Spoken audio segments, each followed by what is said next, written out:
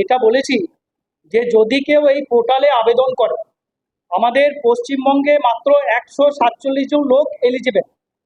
যে রুলটা জারি করেছে আমাদের স্বরাষ্ট্রমন্ত্রী দপ্তরে, সেই রুলে বলা হয়েছে যে এখানে আবেদন করতে হবে এবং আবেদনের পরে আপনাদের আবার সেই কাগজগুলো আমি একবার করে লাস্ট মুহূর্তে একবার দেখি। এই যে রুলটা লাস্ট জারি হয়েছে 11 তারিখে, সেই রুলে লাস্টে 10C মানিকদা বললেন, আমি প্রথমে বলেছি আবার বলছি, যেখানে এখানে পাসপোর্ট এই যারা আছে কারা এখানকার এলিজিবল।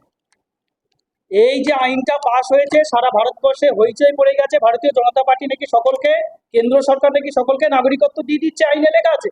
আমাদের বক্তব্য এইটা টোটালটাই মিথ্যা প্রচার। এখানে কোথাও আইনে লেখা নেই, সেটা আমরা আইনটাই আপনাদের পড়িয়ে দেখিয়েছি। শুধু সিটিজেনশিপ অ্যামেন্ডমেন্ট অ্যাক্ট 2019টাই আপনাদের পড়াইনি, তার আগে সিটিজেনশিপ বিল 2016টা পড়িয়েছি, তার আগে পাসপোর্ট অ্যামেন্ডমেন্ট অ্যাক্ট 2015টাও পড়িয়েছি, এবং আপনাদের সংবিধান 6A সংবিধান 6Bটাও আপনাদের সব বলেছি। 2003-এর আইন 14 এটা যেটা আছে সেটা সম্বন্ধে আপনাদের বলেছি। অর্থাৎ আমরা যা কথা বলেছি তথ্য দিয়ে বলেছি।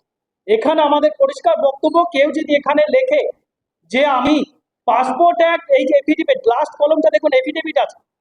পোর্টালে যখন আবেদন করবেন, পোর্টালের সব শেষে আমি আবেদনটা ছেড়ে দিন, অনেক কিছু লিখতে হয়, সেগুলো ধরলাম সব আছে, কিন্তু সেগুলো দেওয়া কারোর পক্ষে সম্ভব নয়। আমি যদি দেখি লাস্ট পোর্টালে যেটা আছে এফিডেভিট, শুধু এফিডেভিটে যেটা লেখা আছে, প্রথমে সে স্বীকার করছে, বলছে যে আমি অমক, আমি স্বীকার করছি যে আমি পাসপোর্ট অ্যাক্ট এবং ফরেনার অ্যাক্টে আমি ছাড় পেয়েছি। নাম্বার 1, সে পাসপোর্ট অ্যাক্ট এবং ফরেনার অ্যাক্টে ছাড় পায়নি, কারণ সারা বাংলায় 147 জন ছাড় পেয়েছে, আর সারা ভারতে 31,313 জন ছাড় পেয়েছে।